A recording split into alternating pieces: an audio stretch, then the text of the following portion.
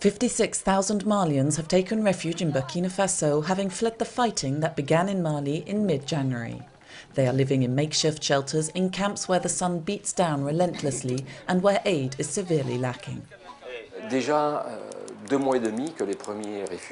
It's been 2.5 months now since the first refugees started arriving in Burkina Faso,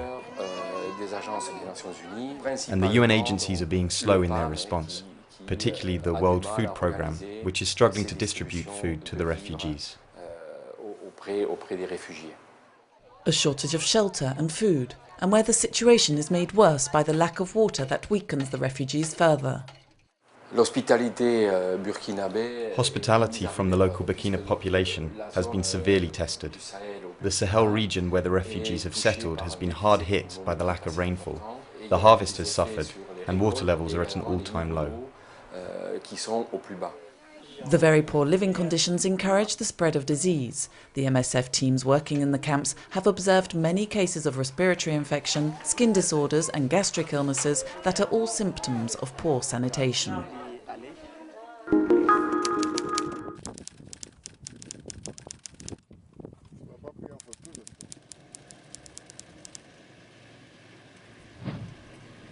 MSF is in Chad to treat children for malnutrition as soon as signs of the disease appear.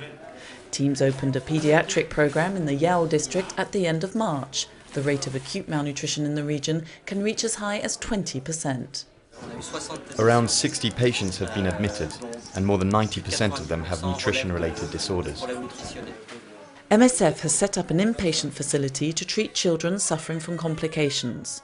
The teams are also doing outreach work through health centres and in the villages. They screen for cases of severe malnutrition and distribute a ready-to-use therapeutic food to malnourished children. You have to remember that the population is very spread out in this area, so accessibility is an issue. That's why we developed the new strategy of distributing the therapeutic food on a monthly rather than weekly basis, like we do in other places. During their visits to the villages, the teams also organise paediatric clinics and vaccinate the children, particularly against measles.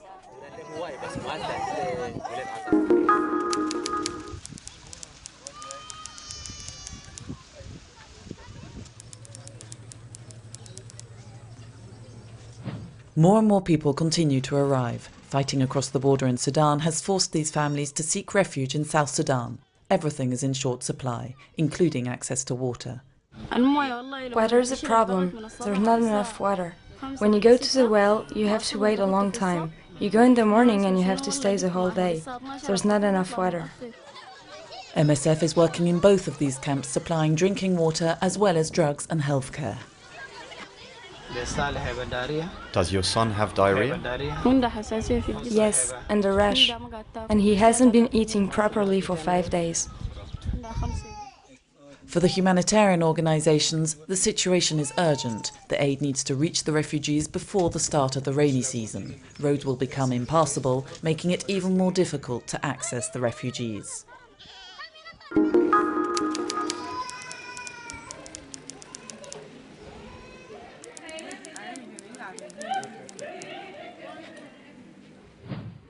In January 2012, 50 women from villages across the northwest Central African Republic came to an MSF hospital in Burkina.